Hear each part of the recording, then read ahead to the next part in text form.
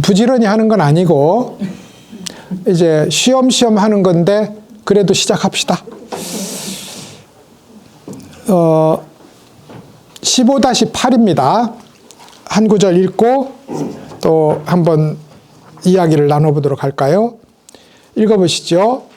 아나나 내가 여러 겁을 거치면서 열의 비밀스럽고 오묘하고 장엄한 법문을 기억하고 있지만 하루 동안 수능엄 삼매를 닦는 것보다 못하다 이랬어요. 수능엄 삼매를, 그러니까 부처님의 법을 무수한 비밀스럽고 오묘하고 장엄한 무수한 법문들, 팔만대장경과 용궁장경에 담겨있는 그 무수한 법문들을 남김없이 공부한다고 해도 하루 동안 수능엄 삼매를 닦는 것만 못하다 이렇게 했습니다. 이제 뭐 수능엄 삼매야, 삼매는 뭐 금강삼매, 여러 삼매가 우리가 해인삼매, 수능엄 삼매, 여러 삼매가 있는데 실제로 삼매의 기본적인 깊은 속내용은 서로 동일할 수밖에 없는 겁니다. 법계와 내가 도장 찍듯이 한 몸으로 딱 만나서 떼어지지 않으면 삼매입니다. 그렇겠죠, 그죠? 그럼 그게 금강처럼 굳세니 금강삼매고, 부처님이 정수리에서 정수리로 그 비밀스러운 능엄주를 전해줄 때 부처님 몸과 우리 몸이 하나로 딱 합쳐서 떨어지지 않았으므로 역시 그것이 삼매가 됩니다. 삼매의 특징이에요. 삼매의 특징. 그러니까 우주와 법계와 부처와 어떻게 말해도 좋겠습니다. 우주와 한 몸이 되는 일, 법계와 한 몸이 되는 일, 부처님과 한 몸이 되는 일.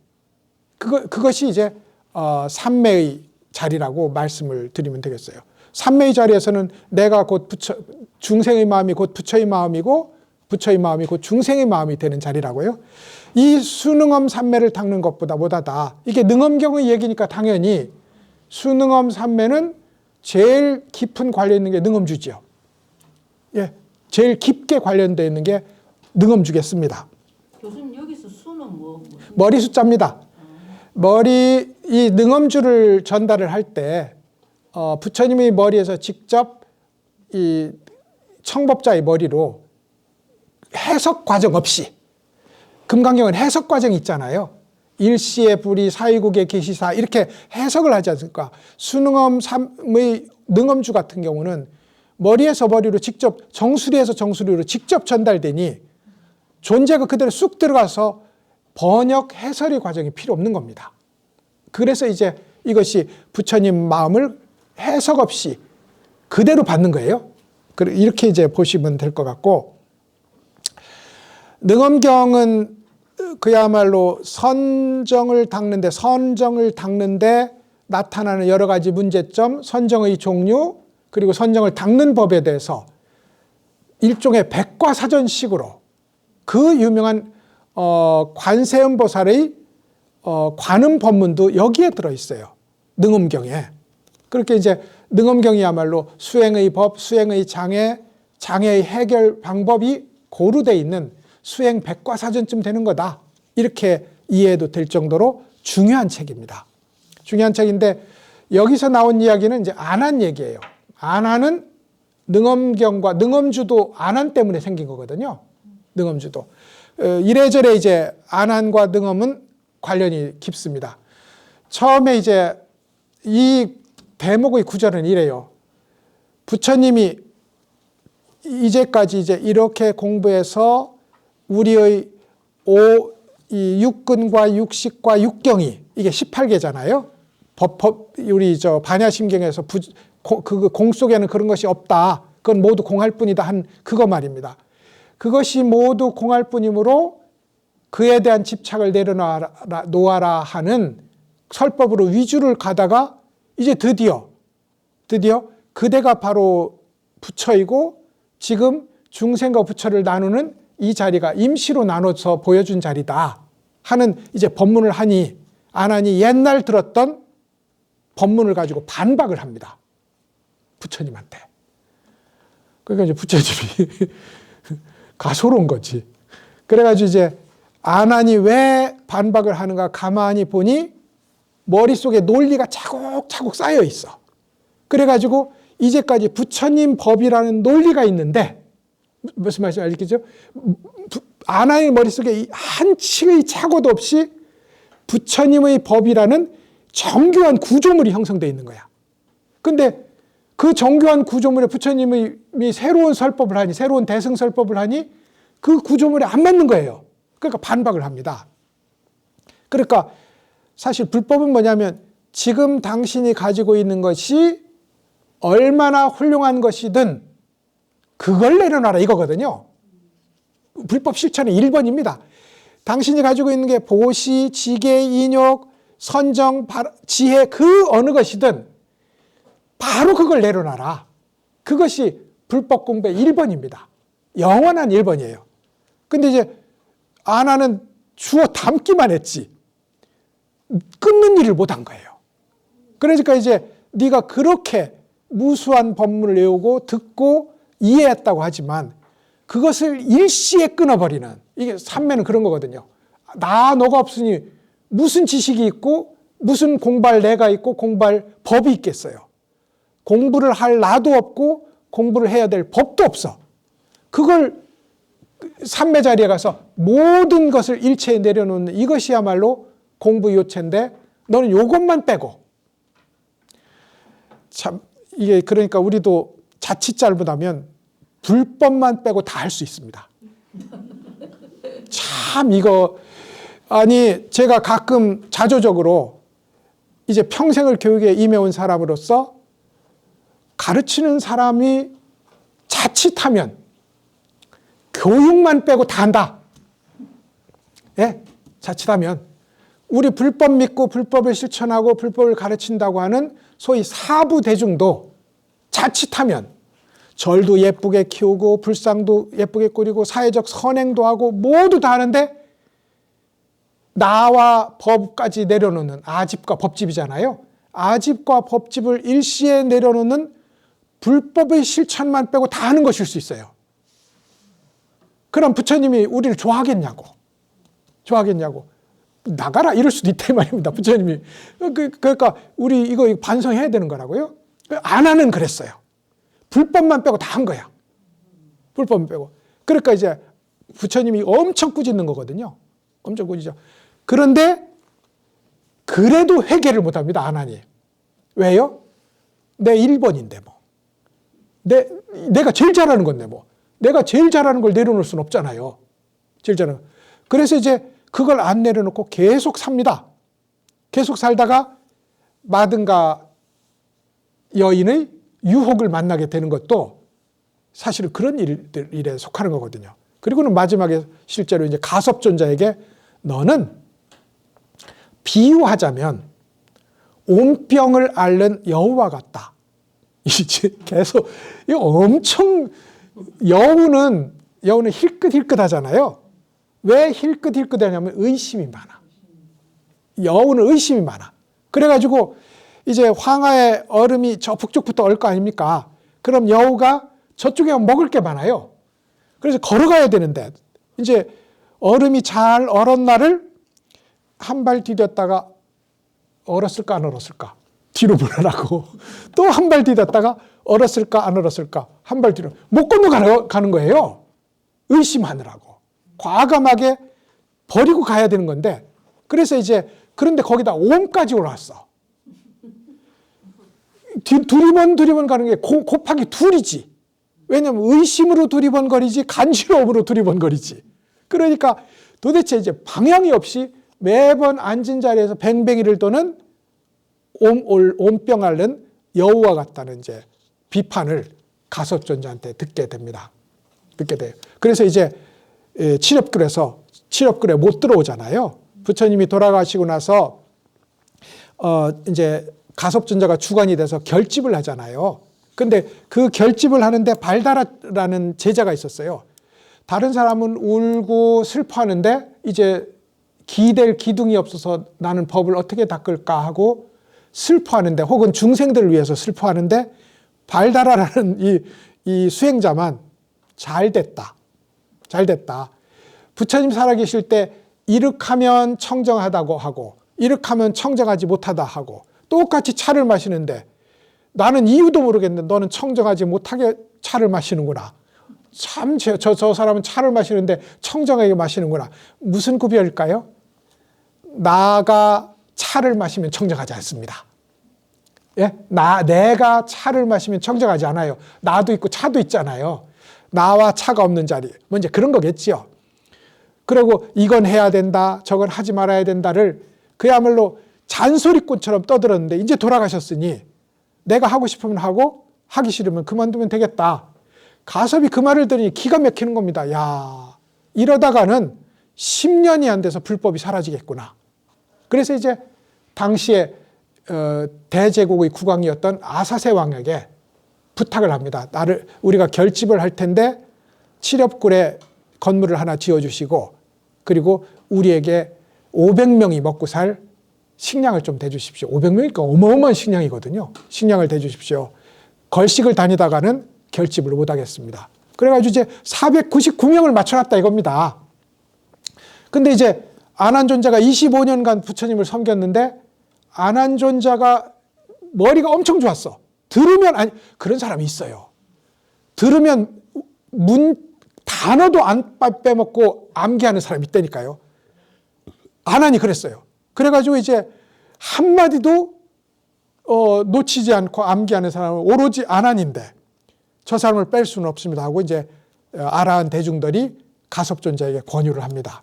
그리고 나서 이제 안한존자가 분발을 해서 자기의 소위 수다원과에서 사다함으로 아나함으로 아라한으로 직행을 해서 드디어 이제 과일을 획득하고 칠욕굴로 들어가서 이제 결집에 참가했다는 얘기입니다.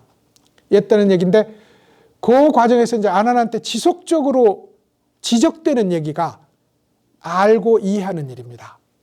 안한이야말로 알고 이해하는 선수거든요. 그래서 지혜 제일, 다문 제일 이렇게 불렀던 겁니다. 그러니까 지혜 제일, 다문 제일이라고 불렀으니 안한에게 있어서 그것은 자기 존재의 이유와도 같은 거야. 그걸 내려놔야 되거든. 마든가라는 여인이 왜 깨달았느냐? 그럼 수행을 했어도 안한이 훨씬 더 했고 공부를 했어도 안한이 더 했고 착한 일을 했어도 안한이 훨씬 더 했고 그야말로 끝없이 모든 걸 비교해도 마든가는 안한에게 비유할 수 없는데 마든가는 금방 깨닫고 안한은 못 깨달았어. 왜? 내려놓은 게 달랐거든요. 마든가는 안한을 보니까 너무 예쁜 거야. 마든가도 예뻤겠지요. 예, 그게 예쁜 사람 찾거든. 마든가 엄청 예뻤어요. 비록 이제 수드라 천민이었지만 엄청 예쁜 그야말로 꽃 같은 여인이었는데 전설에 의하면 과거 500세 동안 안한과 부부였어요. 부부였는데 그 인연이기도 했지만 사실은 이제 안한이 말하자면 이제 정말로 최고의 이 스타였잖아요. 당시 인도에서. 부처님이 30 이상의 뛰어난 상을 가졌는데 안한은 딱 2개만 부족했어. 30상을 가진. 그래서 어디를 가나 한문으로 이렇게 표현합니다. 얼굴은 가을 달과 같고 눈매는 연꽃과 같다. 도대체 연꽃과 같은 게 뭔지 모르겠어. 얼굴은 가을 달과 같고 요즘 그렇게 하면 욕먹습니다.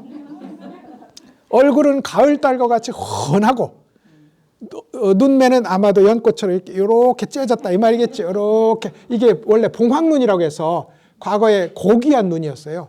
그러니까 연꽃 꽃잎과 같았다. 그걸 이제 보고 안한에게 그렇게 이제 음심을 냈단 말입니다. 욕심을 내서 어머니의 도수를 빌려서까지 이제 안한을 자기 남자로 삼기 위해서 애를 쓰다가 부처님한테 불려갔다고요. 왜 그렇게 좋으니? 저 사람의 눈빛, 저 사람의 발길, 어투 모든 저 사람을 구성하는 것이 다 좋습니다. 그래서 부처님이 가르침이 이렇게 진실했다고요. 막 때국물로 때가 둥둥 뜨는 물을 갖다 놓고 자 이거 마셔봐라. 그래. 이걸 왜 마십니까? 이게 네가 그렇게 좋아하는 안한이 목욕한 물이다. 목욕한 물이다. 생각해봐라. 지금 당장도 알 수 있는 걸 너 왜 모르니? 아난의 눈에는 더러운 눈물이 잔뜩이고 코에는 콧물이 잔뜩이고, 오늘 축농증 치료하셨더만. 코에는 콧물이 잔뜩이고 귀에는 귓밥이 잔뜩이고 입에는 더러운 침으로 가득 차 있고 몸에는 그야말로 때와 땀과 모든 더러운 걸로 가득 차 있는데 도대체 어디가 좋다고 하는 거냐? 가만히 생각하니 그런 거예요. 그래서 일시에 아난의 몸이 더러움으로 가득 차 있는 부정관이거든. 이게 초기 수행에 굉장히 중요해요. 애욕을 끊는데 이만한 게 없거든. 아난의 몸이 더러움으로 가득 차 있다는 것, 그와 동시에 자부심을 갖던 내 몸 역시 아난과 다를 바 없이 똑같이 더러움으로 가득 차 있는 실체 없는 것이라는 걸 알고 곧바로 부처님 과보로 들어갑니다. 왜요? 마등가 여인에게는 이게 최고였거든. 용모. 그러면 마등가는 자기한테 최고를 내려놨어. 아난은 자기한테 최고인 걸 못 내려놨어. 그럼 누가 잘났느냐 이 말입니다. 자기에게 유일하고도 최고인 용모와 욕망에 대한 이 집착을 일시에 내려놓으니 마등가는 그 사이에 성불을 한 것이고, 아난은 암과 이해, 지혜라는 이것이 자기의 유일한 것인데 이걸 못 내려놨다고. 유일한 것을 내려놓는, 그러니까 우리가 각자가 내려놓는 번뇌가 달라요. 각자가. 그리고 그 각자가 내려놓는 자기 걸 내려놓음으로써 해방이 되는 거거든. 번뇌가 객관적으로 있는 게 아니기 때문에. 그래서 이제 아난이 그렇게 자기의 암과 이해를 그렇게 못 내려놓고 부처님 돌아가실 때까지 부처님한테 그렇게 욕을 먹고도 그걸 못 내려놨다가 돌아가시고 나서 비로소 차가운 가섭존자의 대접에 모든 걸 내려놓는 일이 있었다. 그러면 우리는 뭘 내려놓을 거냐? 지금 이거 내려놓는 겁니다. 지금 나한테 제일 가치 있는 거, 수행해서 뭐가 몸도 깔끔하고 이렇게 하면 뭐 될 것 같아. 그거 내려놓는 거지, 먼저. 그죠? 나한테 있는 지금 당장의 최고를 내려놓는 사람. 이게 불자다. 이게 아난의 얘기에 들어있는 말씀일 것 같습니다. 그러므로 수능하면 삼매라는 건 뭐예요? 12선악을 내려놓은 부처와 한 몸인 자리를 닦는 겁니다. 능엄주도 그렇게 닦는 거예요. 부처가 기왕에 석가세존이 아난에게 주었으니 우리도 아난입니다. 그러면 이 목소리가 내 입에서 나오는 목소리가 그 세존의 목소리고, 이 소리가 세존이 낸 소리고, 이 몸이 세존의 몸이다. 그렇게 공부를 수능엄주를 암송하고 송주하면 마등가 같은 일이 일어날 거고, 마등가도 이 능엄주를 송주해서 결국 깨달음에 들어간단 말입니다. 그리고 아난처럼 온갖 수행의 장애를 능엄주 독송으로 끊을 수 있다. 왜? 부처의 몸인데 장애가 어디 있어요? 능엄주를 송주하는 순간 부처인데 그렇게 마음 먹고 공부를 하는 것이 옳겠다. 이런 얘기를 했습니다. 한 문장 더 하면 오늘 맞춰드릴 수 있을 것 같습니다. 보실까요? 15-9인데요. 선악의 두 차원에 기대거나 머물지도 않고, 머물지 않는다는 지혜를 일으키지도 않는 것을 보살의 깨달음이라고 한다. 기대거나 머물지도 않고 기대거나 머무는 일이 없다는 지혜조차 일으키지 않아야 비로소 부처의 깨달음이라 할 수 있다. 어렵습니다. 혀가 뱅뱅 돌 정도로 어려워요. 근데 이것은 뭐 번역자의 잘못은 아니고 얘긴즉슨 단순합니다. 보살의 깨달음과 부처의 깨달음이 있다 이 말입니다. 예, 보살의 깨달음은 뭐냐? 보살 차원의 깨달음은 둘로 나누기를 멈춘 자리입니다. 보살. 그럼 이제 보살이 마지막 마등가가 욕망을 내려놓고 아난이 이해를 내려놓는 것이 깨달음의 길이었다면 보살은 뭘 내려놔야 될까요? 보살은 마지막 남은 중생구제라는 이것을 내려놓습니다. 이것을. 그래서 동체대비거든요. 중생구제라는 건 내가 중생을 구제한다. 이 생각이 드는 한 보살은 영원히 마지막 한 스텝을 못 뗀다고요. 내가 중생을 구하는 게 아니라 나와 중생이 한 몸이라서 차를 마셔도 길을 걸어도 눈을 깜빡여도 그것이 모두 저절로 중생구제의 일이 될 때 거기서 보살의 깨달음은 완성된다. 이런 의미가 되겠어요. 그래서 우선 두 차원에 기대거나 머물지 않고 나는 구제하는 사람. 이건 벌써 둘로 나눴잖아요. 여기에 머물지 않고 그리고 나는 이미 나라는 생각을 지워버렸지. 중생이라는 생각을 지워버렸지. 아무리 봐도 지워졌네. 라고 알아차리는 일도 번뇌예요. 그 일조차 없다 이 말입니다. 그러니까 그렇게 이제 그게 보살의 깨달음이고 부처의 깨달음은 이미 12선악은 다 내려놨죠. 부처니까요. 12선악은 내려놨는데 마지막 최후의 순간에 무엇인가 기대는 자리가 있어. 예를 들어서 이것이 깨달음이구나. 이것이 진여로구나. 나는 진여임으로 둘로 나누는 일을 하지 않겠다 하는 지향이라는 마음의 작용과 의지와 그것보다 더 깊어져서 드디어 나에게는 어디에도 기대는 자리가 없구나. 진여에조차 기대는 일이 없어졌구나 하고 알아차리는 일도 내려놔야 된다는 겁니다. 누가 아냐고요. 알아차리려면 알아차리는 주체가 이게 알아차리는 주체 떡잎이 있어요. 이걸 표현하자면 이렇습니다. 우리 속에 우리는 진여라는 바다입니다. 진여의 바다인데 여기에 불행하게도 언제 생겼을지 모르는 하나의 씨앗이 있어요.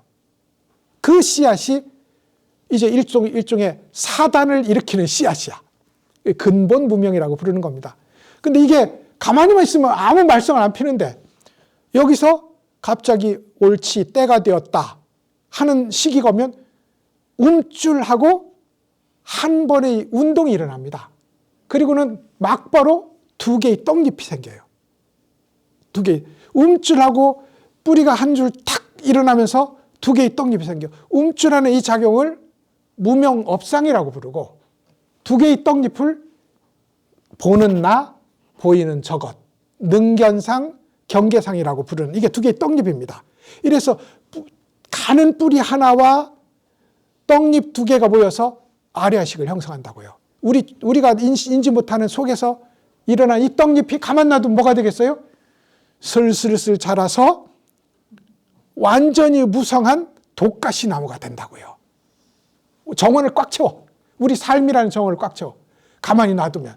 그러므로 이것을 고사시키고 이것을 끊어내는 것이 이제 이목고라는 화두참구의 힘이 되겠습니다. 그것을 여기서 이제 최초로 머무는 일조차 없다고 하면 누가 아냐고요. 능견상이 알고 머무는 일이 없는 자리는 경계상이 된다고요. 그래서 무명업상이 작동하는 일조차 없어야 그게 진정한 부처의 깨달음이다 하고 백장 스님이 깨달음의 세계를 이렇게 이제 구분을 해놨습니다. 백장 스님은 우리가 이제 마조 스님의 제자잖아요. 그럼 이제 육조 스님에게 남학 스님이라는 정말 뛰어난 스님이 나오고 그 스님 아래에서 그 스님이 벽돌을 막 갈다가 마조를 눈뜨게 했다고요. 그래서 이제 마조 도일 스님이 나오고 마조 스님이 백장 스님한테 기러기가 가는데 기러기가 저기 뭐냐 기러기입니다. 어디로 가는 거 날아갑니다 하니까 코를 잡았어. 코를 잡아서 이렇게 비틀었다고. 실제로는 제가 극적으로 말하는 겁니다. 코를 비틀면서 이 백장 스님이 나오고 백장 스님 아래에서 이제 황벽 스님이 나오고 황벽 스님 아래에서 임재 스님이 나와요. 이게 그야말로 뚜렷한 선종의 고속도로입니다. 육조에서 임재에 이르는 그 중에 이제 백장 스님은 선종의 시스템을 완성한 사람.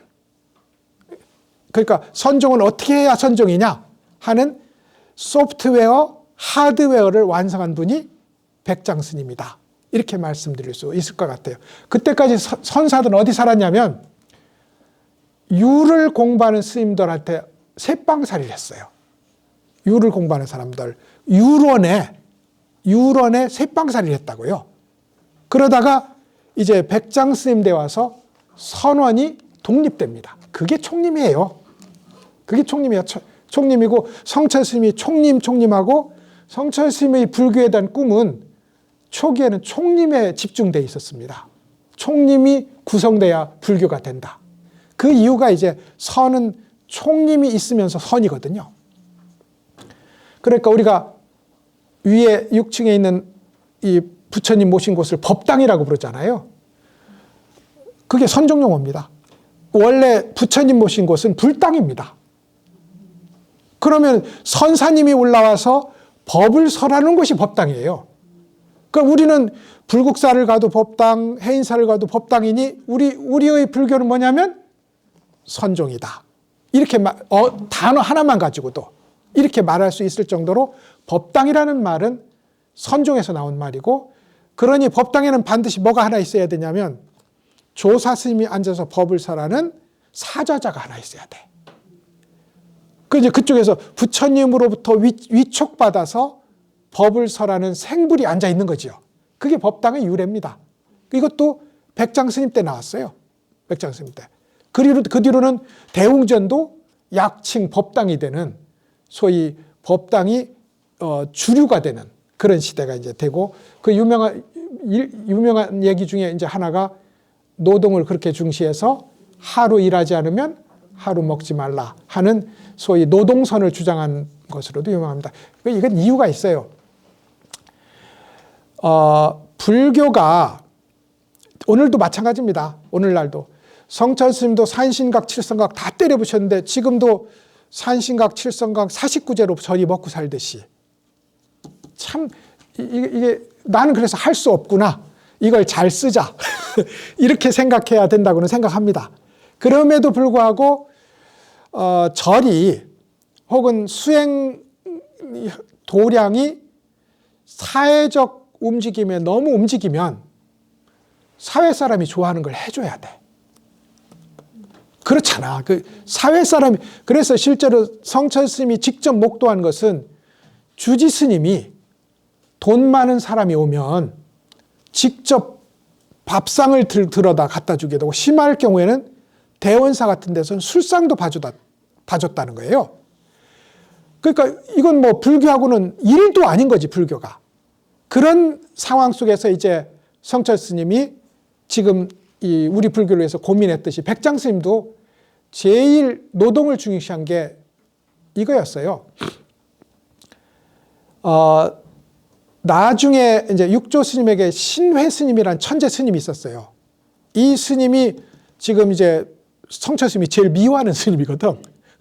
근데 이 신회 스님이 북쪽 장안 낙양 지역에서 활동하면서 주류를 차지하기 위해서, 그러니까 육조 스님을 법을 펴려고, 그러니까 대공헌자예요.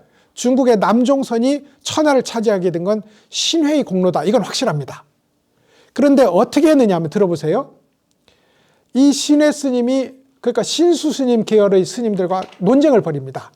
그 대표적인 것이 지금으로 보면 하남성의 활현이라고 하는 곳이 있는데, 거기가 그때는 활대라고 불렀어요.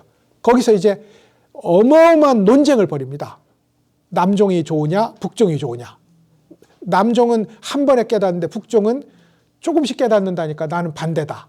이게 얼마나 나쁜 거냐. 이래가지고 이제 어마어마한 논쟁을 하는데 이게 별로 안 먹혀들어.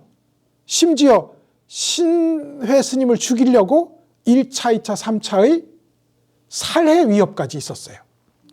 근데 그때 마침 중국의 역사를 뒤흔든 하나의 난리가 일어납니다. 그게 알록산의 난이야. 알록산의 난이 일어나서 이제 중국이 다 무너질 판이 됐어요.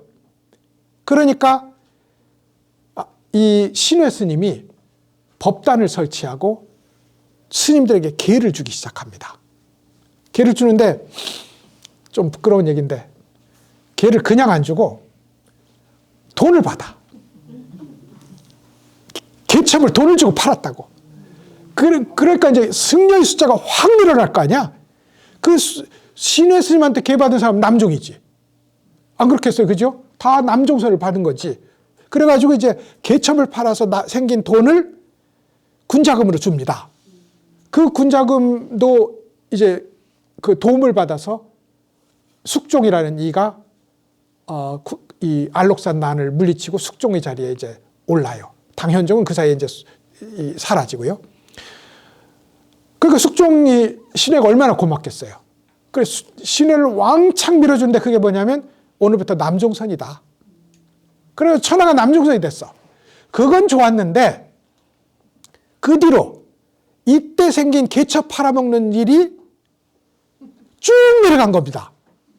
그러니까 육주에서 백장까지 내려오려면 남학을 거쳐야지요. 마조를 거쳐야지요. 거치는 데가 벌써 세대가 3세대를 거친 뒤에 왔으니 그때까지 쭉 팔아먹었다고요. 승단에 돈을 위해서 불교를 희생한 일들이 늘 있었단 말입니다. 순수 수행이고 부처님 법대로 사는 일을 실천하려면 백장 스님으로서는 자급자족밖에 없었어요. 그래서 이제 자급자족을 선택을 합니다. 선택을 하고 그 뒤로 이제 유명한 얘기들이 나오는 겁니다. 상추잎 떨어졌는데 저 위에서 상추잎 하나 건지러 선사 스님이 내려오더라. 뭐 이런 얘기들이 다 이제 이것과 관련돼 있는 겁니다. 자급자족 해야 됐거든요. 그래서 이제 이 백장 스님의 그 위대한 총림 결성이 있게 되는데 백장 스님 자신이 선에 대해서는 워낙 확고하고 경전적 지식도 뚜렷했어요. 그래서 이제 성철 스님도 백장 스님의 말씀을 좀 자주 인용을 하는데 생각보다 백장 스님 말씀이 좀 어렵습니다. 왜냐하면 그냥 완전 무심하면 되리라, 한번 무심하면 되리라 하는데 그럼 우리도 알 것 같잖아요. 무심하면 됩니다, 여러분. 하면 되는데 성철 스님처럼 제8 아래아식, 무명업상, 능견상, 경계상을 다 없애야 비로소 성불에 근접했다. 이렇게 말하면 어렵지요. 어렵습니다. 어렵지만 확실하거든. 성철 스님의 말은 이해하기 어려워요. 근데 성철 스님이 가리킨 무심은 확실한 무심이야. 뭐가 무심인지가 딱 가리켜져 있어. 근데 일반 사람이 하는 무심은 주먹으로 한 대 맞아도 무심, 그죠? 깜짝 놀래도 무심, 다 무심인데? 근데 성철 스님은 그걸 무심의 범주에 두면 공부 망한다. 이런 얘기가 되는 겁니다. 그래서 이제 어려운 것은 확실하게 하기 위해서인데 그래도 어렵다네. 그거는 이제 할 수 없는 얘기죠. 백장 스님도 어렵습니다. 어려운데도 확실하게 표현하기 위해서였다고 저는 이제 이해를 하게 됩니다. 자, 여기까지 이제 30분이니까 한 3분만 얘기하고 마쳐드리겠습니다. 불교 성철선이라고 제가 이름 붙인 성철 스님이 우리한테 가르쳐주고 싶었던 공부는 매일 버려라. 지금 당장 버려라. 는 이 한 글자에 있다고 생각합니다. 그리고 이 한 글자는 원래 선종에 있는 말이에요. 방하착이라는 말로. 선종에 있는 건 말입니다.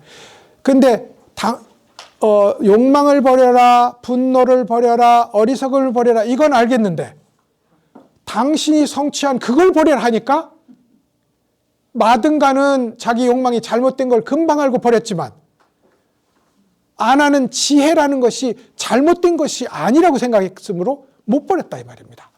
그러니 수행에서 얻게 된 경계를 쉽게 버릴 수 있겠느냐. 그러니 성철 스님이 그거 안 버리면 깨달은 몫은 없다. 이게 성철선의 1번 말씀인 거라고 저는 생각합니다.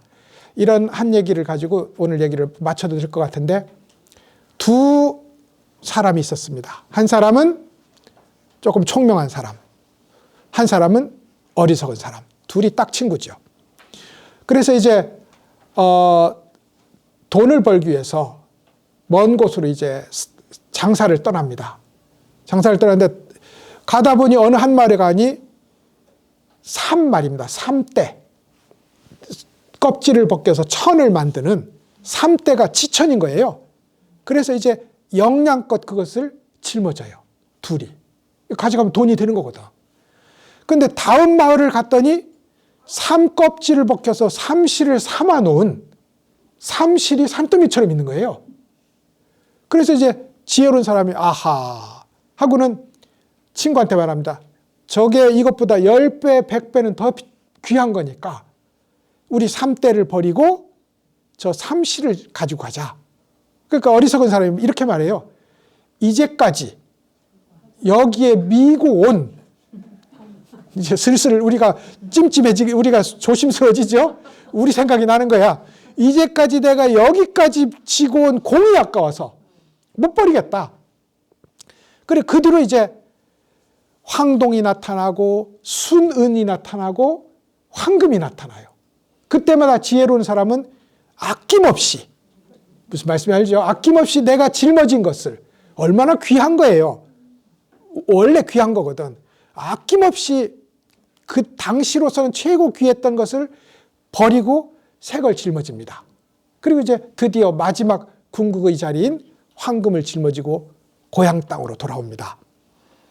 어리석은 사람은 지고 간 게 아까워서 삼시를 보고도 지나가고 순은을 보고도 지나가고 황금을 보고도 지나가서 결국 집으로 돌아갔더니 3대만 가지고 간 겁니다. 그러니 주변 사람들이 이제 그 사람을 비웃고 우스개로 삼았다는 얘기입니다.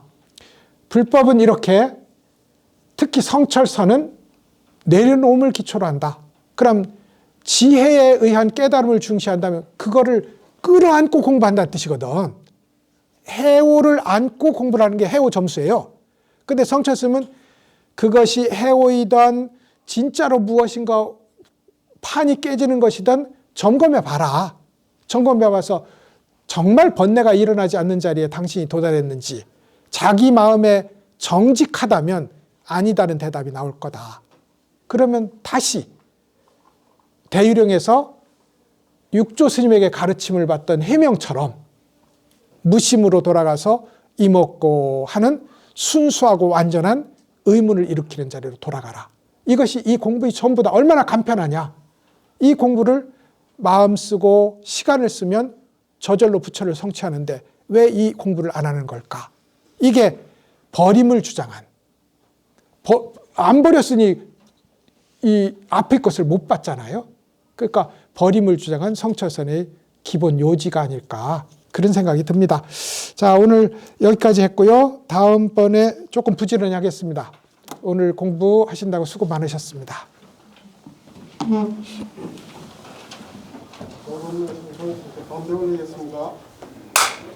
수고하셨습니다.